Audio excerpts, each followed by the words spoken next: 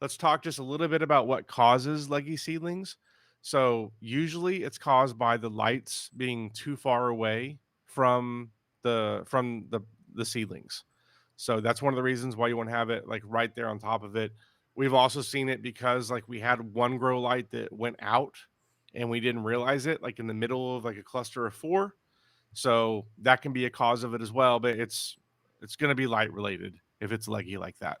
It means it's not getting enough. Yeah, so sometimes you'll see these too, like if you're trying to germinate in a windowsill and it's not bright enough, things like that. You'll notice them kind of starting to reach and stretch to the light because they're trying to get to the light and they're just not getting enough. So, if you see this, I mean, there's still things you can do. It depends on, frankly, like what point of the season we're in, if we're going to try to restart or if we just try to fix them, but they're definitely fixable still.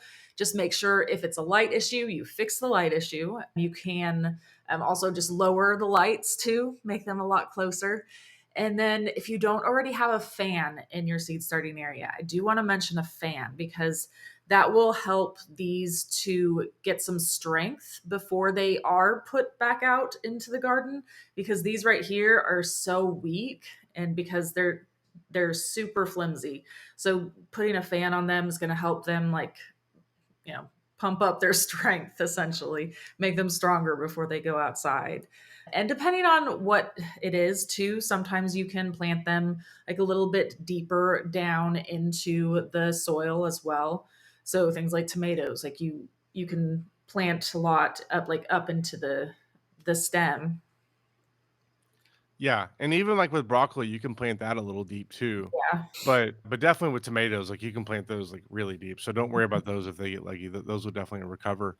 This another thing that so we had leggy seedlings actually on the seed starting rack that was behind Carrie, and that was a sign to me I didn't have enough lights on the shelf and they were too far away. But I also didn't have enough because of the way they were stretching over.